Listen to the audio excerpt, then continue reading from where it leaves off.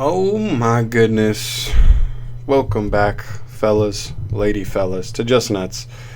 Sorry about me goofing.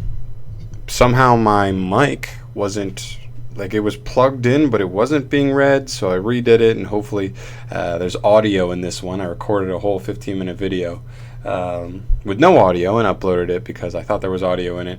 Didn't think there was any reason why it wouldn't be. Whatever, we're here, we're back. Here we go, guys. Today, we're doing a meta discussion. We're talking about the best decks in the game currently. And I think this is important because we're right here. We're right ready at the very beginning of a new competitive season. So a lot of people are curious for those first couple events they're going to go to.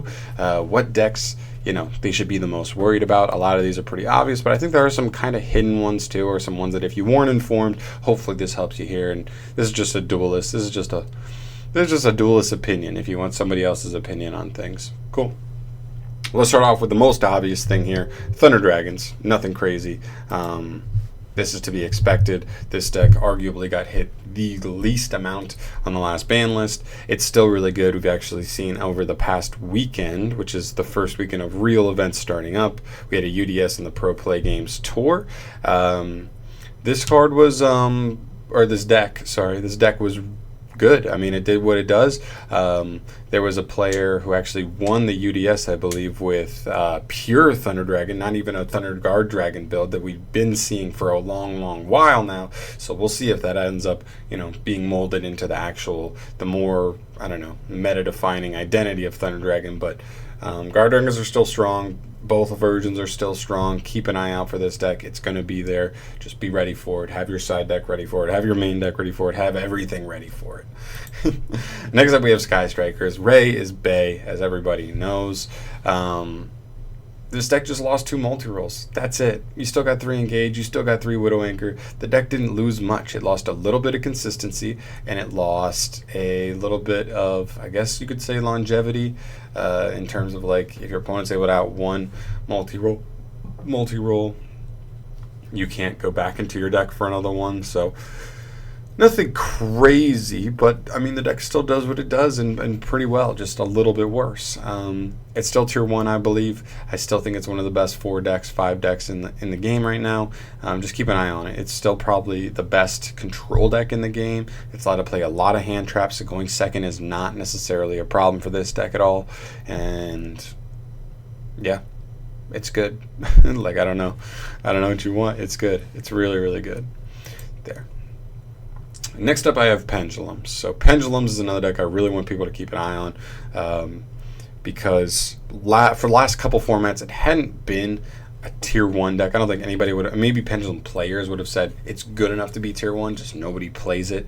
And now it's being played a lot more. With the hits to all these other decks, a lot of people have abandoned ship and jumped on the Pendulum train. It's a very popular deck. Along with Thunder Dragon, it sets up some of the most powerful boards you can really find in the game currently, and it's very good. It does have specific weaknesses like Electromite and Ogre, and Spell and Trap removal weirdly works on this kind of combo deck, which is interesting. But it's really good. It plays through at least 1 hand trap fairly easily. Same thing as Thunder Dragon, but multiple gets tough. And it's just so powerful. Literally, as far as ceiling goes, these are the 2 strongest decks, but they have their specific weaknesses. Next up is Orcas. Now this is a really interesting one because prior to this past weekend, I would have expected not to really see much Orcas going on if I'm going to a tournament. I'm actually going to a regional this weekend, by the way, so look forward to a regional recap later this week or weekend. But Orcas is really interesting because people thought after Rusty, that was like the ceiling the deck kind of needed to really stay up in tier 1. And maybe it's not tier 1, but it's still good. It's definitely on the cusp.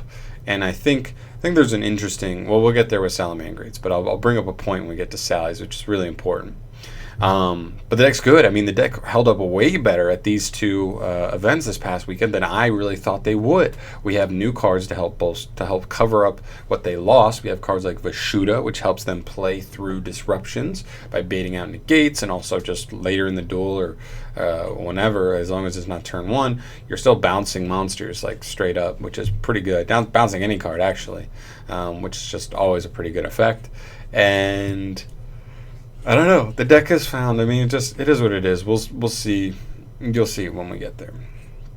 But yeah, Orcas really good. You can run a ton of different starter cards. People like running Scrap Recycler. People like the Neo Sky. People, I think Trick Stars, we've all fallen off it because you can't play as many light stages anymore. It's not as consistent there, because you can only really run like the Candinas and the light stage. Just not worth for enough people.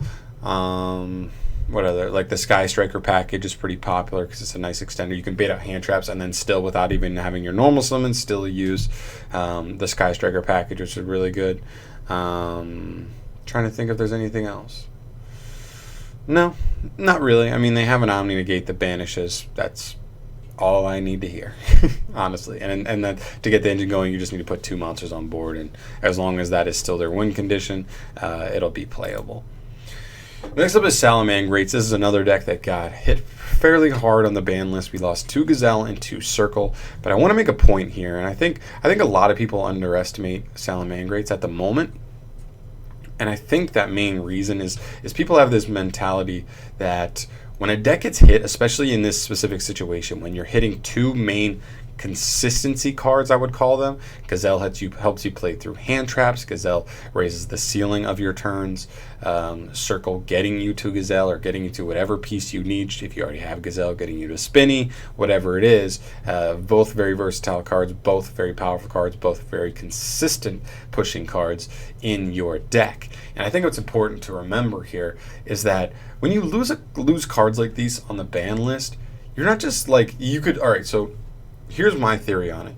Every card in your deck has a numerical value, a weighted value, based on how actually useful it is in a situation, in an opening hand, in whatever, right? And in almost any situation, Gazelle and Circle are like 10s. Like literally, like you want to open those in your every single opening hand if you can. They're 10s. You want to see them at all times.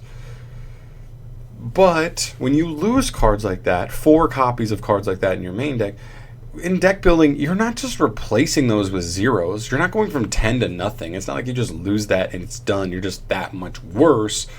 You're going from a 10 to like whatever the replacements are, which are 6s, 7s. You're going from a 10 to a 6, 10 to a 7 in just those card slots, while all the other rest of the deck is the same.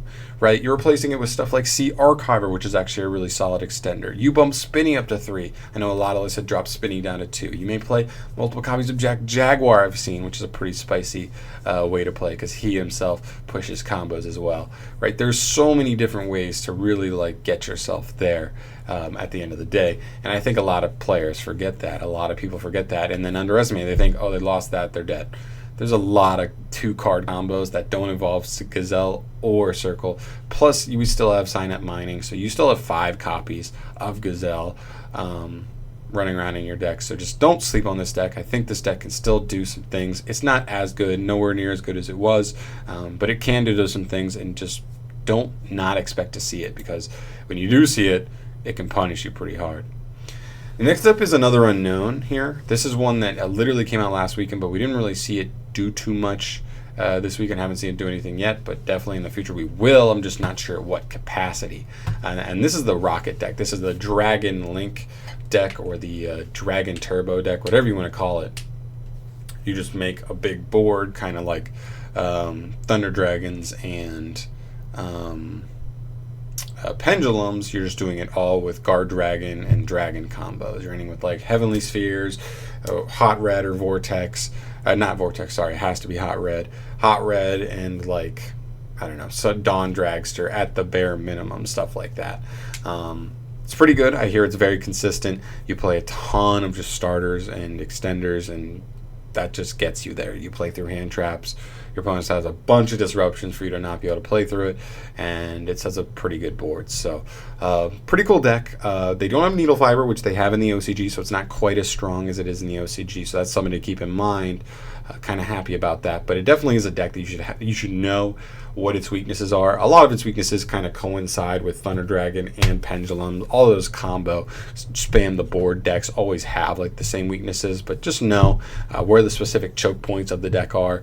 Guard Dragon in the middle of the Guard Dragon stuff usually, and just know how that stuff goes. So moving on from there. True Dracos, the deck that never dies, never, ever, ever, never dies. This is a deck I like, I just hate playing it. I hate playing it. But it is a cool deck. It does do some very specific things that not a lot of decks do. They're allowed to play a ton of draw spells, a ton of consistency cards. The only way they lose is if they cannot connect to a monster. But other than that, they're rolling, and they're just good. I mean, your monsters get you a +1 almost every single turn. Most of your draw spells are +1s. It just all Card of Demise, just super abusable stuff in this deck. So don't sleep on it. Definitely don't sleep on it. I think a lot of people sleep on how good Dracos with an extra deck can be. With an extra deck, it allows you to side powerful stuff that you usually aren't able to side.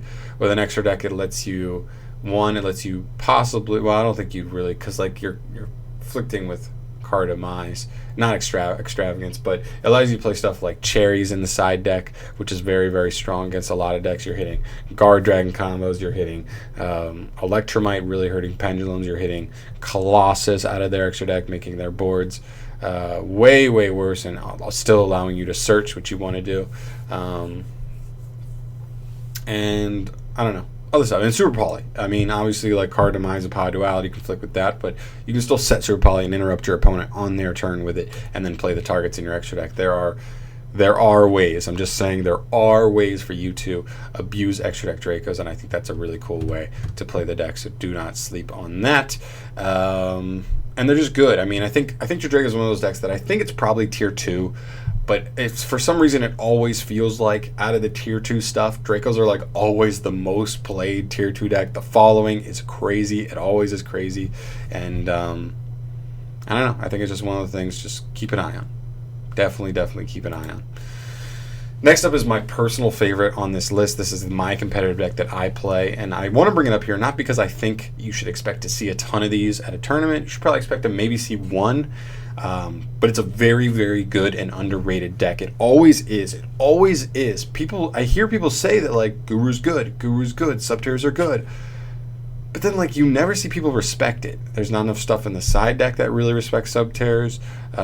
The fact that people probably think that Twin Twisters and Evenly Matched are the biggest weakness to this deck, but literally 8 or 9 out of 10 hands going first, you're going to open with a Fiendus, which means you're going to be able to negate one or the other. Solemn Judgments at 3, so they're probably playing Solemn Judgments, which can negate like those. Those are supposed to be your quote-unquote biggest weaknesses, and guess what?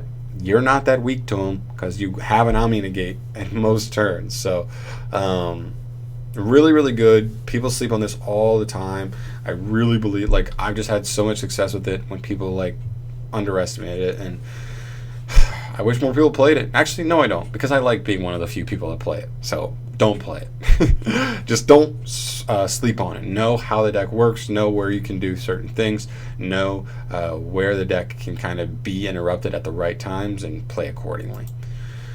The last thing I want to bring up here is a new deck that this is the one we know the least amount. Like, at least Dragon Link in the OCG is like the deck to beat, so we know on some level it's good. We know it's good. We just don't know quite how good, if it's literally the best deck or not. But this is a deck we really don't know, like, at all. This is a deck where we're getting 10 new cards for Fire Fist. They all seem like pretty good cards. I've seen some playlists some play testing online with the deck. I've seen it do some pretty cool things. It seems to be pretty good. It kind of reminds me of Salamangreats watching it, how it plays. It can play through a hand trap or two.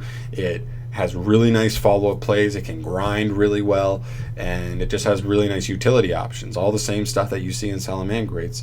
I'm not sure if it's quite as good as Salamangreats were, I'm not sure if it's even tier 1, but it definitely is something to keep an eye on. Definitely keep on your radar if you can, and know how to beat it. For sure, definitely know how to beat it, because it could definitely come up at a possible regional, and better learn about it sooner than later, because sooner is when the hype is going to be higher and a lot more people are going to be playing it. So definitely know as much as you can about this deck before it catches you off guard. I just think it's pretty good. I at least it's definitely like decent. I just don't know if it's like good or just like kind of good. Right, so that's pretty much it for all the decks I have here, guys. Of course, these are just my opinions as always, so if you disagree, feel free to throw it down in the comments down below. I'm down to have conversations with you guys. I always am. And I think that's pretty much it, guys. Thank you so much for watching. As always, good luck to your future regional YCS, UDS, Pro Play Games Tour events coming up, even locals. Good luck, and hopefully this helps you a little bit, or just gives you some extra insight that maybe you weren't thinking about. But thanks again, guys. Subscribe if you haven't, and I'll see you in the next one. Peace.